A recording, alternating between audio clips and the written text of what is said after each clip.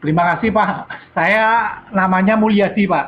Oh, Pak Mulyadi, silakan Pak Mulyadi. Ya, jadi pertanyaan saya itu sebenarnya untuk menegaskan saja supaya jangan salah paham bahwa kalau di dunia pertahanan itu kan ada gium namanya civis pacem parabellum. Artinya kalau kita menginginkan perdamaian, kita harus siap berperang. Yeah. Jadi itu mungkin maksudnya begitu ya Pak Suhana ya. Itu satu betul. pertanyaan saya. Yeah. Yang kedua saya mau komentar boleh ya? Silahkan. Itu saya mengomentari yang tadi Pak Suherman Pak. Pak Suherman kalau menurut saya memang di dunia kita ini, di dunia bisnis kita masih belum menghargai yang namanya intangible aset. Jadi masih yang tangible. Jadi kalau kita bangun pabrik, oh itu kan ada harganya, ada bangkainya kalau gagal. Tapi kalau kita membangun brand misalnya, kalau gagal kan nggak ada bangkainya. Nah itu intangible kan. Begitu juga ini kekayaan intelektual, pemikiran itu sebenarnya kan intangible. Orang masih belum menghargai. Jadi kalau saran saya sih, ini kalau saya salah tolong dikoreksi ya Pak Suhana ya. Menerapkan Think Black ini, sekali waktu orang yang suka memanfaatkan Bapak harus Bapak gigit Pak. Nah, nanti orang akan tahu bahwa orang yang suka gigit saya, kalau saya gigit balik sakit. Jadi dia akan tahu bahwa kita ini siap juga perang gitu loh. Tapi keep it Bapak way lah, keep it this way. Bahwa Bapak orangnya baik, membagikan segala macam itu, keep it that way, keep it. Tapi sekali waktu jangan mau dipermainkan orang, gigit Pak. Cuma seperti kata-katanya Sun Tzu juga kan, di Art of War. Potong ayam, takutin monyet. Sekali waktu harus begitu. Karena kalau kita ngejar-ngejar monyet, di bukit, di pohon, susah, capek kita. Pegang satu ayam aja, di depannya monyet, kita potong. Nah, nanti itu contoh. Wow, ini kalau orang yang memanfaatkan Pak Suherman, bisa kepotong-potong nih. Nah, lain kali orang akan menghargai Bapak. Oh, itu kebaikan hati Bapak gitu loh. Tapi tetap kalau saran saya tetap keep it that way. Iya. Gitu loh. Karena salah satu ya kembali lagi kalau kita menghargai intangible aset, apa sih keabadian manusia? Apakah cuma nyawa atau rohnya yang berabadi? Kalau menurut saya enggak. Salah satu keabadian manusia adalah legasinya. Kalau Bapak punya banyak legasi itu kan abadi. Bapak sudah meninggal, legasinya masih ada. Mungkin keturunan ke murid Anda, ke anak buah Anda yang kemudian bisa jadi berhasil. Gitu. Yang kedua, yang lain lagi saya juga mau komentar. Kalau saya lihat dari tadi presentasi Pak Suhana, sebetulnya Think Black ini lebih ke arah bukan dualitas, bukan dualisme. Memahami budaya Tionghoa yang yin-yang. Yin-yang adalah sebetulnya kan searah.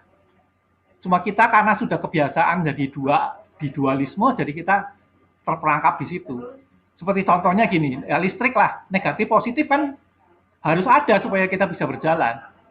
Atau dalam penerapan sehari-hari, mungkin kalau contohnya ibu-ibu bisa lebih ngerti ya, contohnya. Kalau misalnya seorang ibu, kalau kesan kita sekarang marah itu kan jelek ya Pak ya. Tapi kalau menurut saya enggak, kalau lihat dari kajian tadi yang Pak Suhana Lim presentasikan di Think Black ya. Marah itu kan ada dua. Sifatnya marah atau sifatnya amarah. Apa bedanya marah sama amarah? Kalau marah, dasarnya cinta.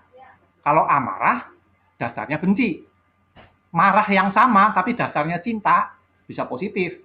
Tapi marah yang sama, kalau dasarnya benci, jadi negatif. Contohnya ibu. Ibu marahin anaknya, kan bukan karena benci. Karena dia cinta sama anaknya. Coba itu anaknya orang lain melakukan perbuatan gitu, dia cuek-cuek aja. Tapi karena itu anaknya, dia marah dia. Nah itu kan dasarnya cinta. Lain kalau kita marahnya kepada musuh. Begitu juga di dalam dunia bisnis. Marah itu kadang-kadang harus perlu Pak Suherman. Gigit kadang-kadang. Tapi bukan karena kita benci. Karena kita cinta. Ya itu aja. Terima kasih. Terima kasih Pak Mulyono. Terima kasih banyak. Ini jadi judulnya nih Bite Them Softly gitu ya. Ya. Makasih. Yeah. Terima kasih Pak untuk jurus gigitnya nih. Iya Pak, ini cuma saya menangkap mungkin belum menangkap intinya ya. Saya baru menangkapkan presentasinya ini, tapi saya mencoba Iya. mencoba menginternalisasi ke diri saya sendirilah. Iya. Gitu loh. Karena Terima saya juga kasih. kan sudah termasuk senior, Pak. Saya umurnya udah lebih dari 65, Iya, udah. terima kasih. Jadi saya mencoba internalisasi, saya kira-kira kemudian saya juga pernah baca buku itu yang orang Jepang. Kebetulan Iya. saya ada beberapa waktu saya masih muda lah. Kita Iya. bersama banyak sama orang Jepang. Orang Iya. Jepang itu manajemennya itu kalau manajemen trainee, salah Hmm. satu buku wajibnya itu adalah bukunya Miyamoto Musashi.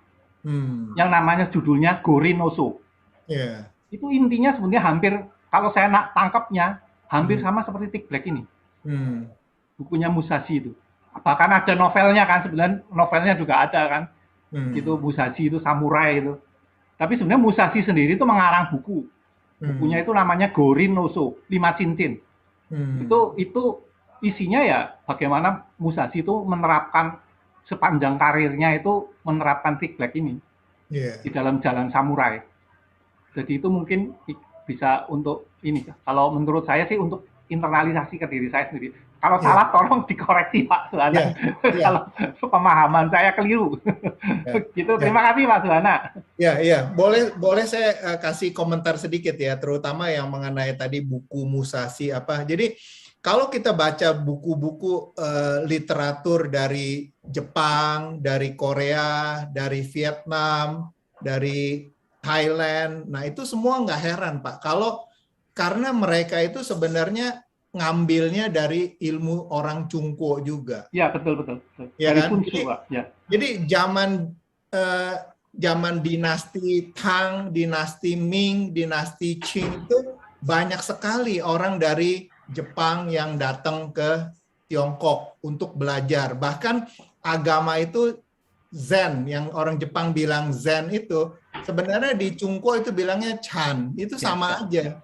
Nah, tapi karena mungkin kita kurang ngerti, jadi kita anggap, oh ini ilmunya orang Jepang, padahal itu ilmunya orang Cungko. Nah inilah yang, makanya kenapa saya kadang-kadang suka merasa sedih, kok generasi muda orang Tiongkok itu lebih memuja-muja Japanese punya tea ceremony atau apa itu kan sebenarnya semua dari Cungko. Ya, dari Cungko, ya. Nah, ini cara minum teh dari Cungko. Ya, nah ini yang kenapa saya tergerak untuk menyebarkan informasi supaya apa?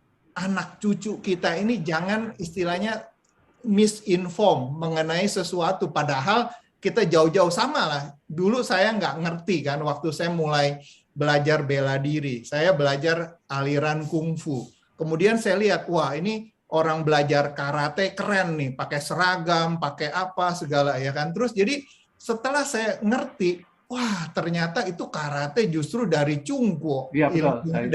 Nah ini yang kadang-kadang saya nggak mau pengalaman saya itu terulang lagi untuk generasi muda kita. Saya itu tujuannya begitu, tapi sekali lagi saya bukannya mau menciptakan orang yang chauvinis ya, bukan yang xenofobia juga, tapi at least kenalinlah kita punya budaya sendiri, at least kenalilah kita punya ilmu-ilmu yang sebenarnya luar biasa. Makanya kadang-kadang saya suka aneh gitu, kita kenapa nggak bisa menghargai kita punya ilmu leluhur kita, sama yang tadi Bapak bilang, karena nggak ada bangkainya kita nggak bisa hargain. Nah, karena ini kita nggak ada informasi yang jelas, makanya orang akhirnya jadi lebih memuja-muja yang Jepang lah, yang Korea lah, silahkan. Tapi maksud saya, kamu puja, tapi kamu istilahnya, masa kamu hargain orang tua tetangga daripada kamu hargain papa mama kamu sendiri, itu kan udah keblinger kalau kayak begitu. Betul. Nah, setuju Pak. Setuju Pak. Karena kalau menurut saya itu ya itu efek kita dulu kan 32 tahun kan budaya Cina nggak boleh. Betul. Iya. Tapi kalau memang kita baca-baca lebih dalam, kayak Musashi juga mengakui kok di bukunya bahwa dia salah satu inspirasi dia adalah Sun Tzu itu. Iya. The Art of War. Begitu juga banyak dari inspirasi kalau kita baca misalnya kisah-kisahnya di Tokugawa Ieyasu gitu. Itu juga banyak dia adopsi dari Sun Tzu itu. Kebetulan juga saya waktu masih kecil masih mengalami zaman-zaman baca cerita Sangkok, kemudian juga baca kemudian kita juga dulu masih baca cerita tentang Si Jim Kui lah. Si Jinpui Cheng Tang sama si Iya. Jinpui Cheng Se itu kan yang Muhibah ke barat sama Mugawa ke timur. Jadi sedikit ada bayangannya. Kemudian dulu juga Iya kan, ini contoh lagi kan, Bapak yang ada sedikit belajar ilmu samkok aja udah bisa ngajarin kita ilmu menggigit kan, berarti hebat kan? itu dari pengalaman juga Pak di bisnis Iya. kan saya cukup lama ya. Hmm. Jadi kita juga kadang-kadang kan belajar dari pengalaman juga internalisasi dari yang diajarin lah. Terutama kalau saya sangat terinspirasi sebetulnya dulu engkong saya ya, itu mengajari buku tentang kitab tentang perubahan itu, Yaking ya. Kalau sekarang orang bilang apa, I Ching ya. I Ching, iya. Ya, Yaking itu tentang perubahan, bagaimana sebenarnya nasib kita manusia adalah kombinasi dari 3 takdir ya, takdir langit, takdir bumi, sama takdir manusia. Bagaimana makanya di China itu tidak pernah, kebudayaan China itu tidak pernah mengenal ya tadi dualitas. Makanya kalau kita nulis misalnya tulisan kita Mandarin itu kan misalnya bilang krisis kan sebetulnya kan 2 karakter kan, satu bahaya, satu peluang, selalu begitu. Iya betul. Jadi itu yang menginspirasi lah, kebetulan masih mengalami zaman kakek saya itu. Iya, ini nanti Bapak tolong ya, kalau Bapak nggak keberatan nanti kalau kita udah ada kelas wise, saya undang Bapak untuk jadi pembicara ya. Boleh ya? Jangan jadi pembicara lah, jadi sharing-sharing aja. Enggak, saya mau anak-anak murid saya bisa ilmu menggigit juga. Ya itu cuma untuk sebagai deteren kan, supaya orang jangan berani mempermainkan kita, bahwa kalau kita baik hati itu karena kita memang mau baik hati gitu loh, tapi jangan dimanfaatkan. Kalau kamu manfaatkan ya saya gigit kamu untuk pelajaran gitu loh. Itu Pak. Ya, terima kasih Pak, terima kasih banyak. Thank you Pak.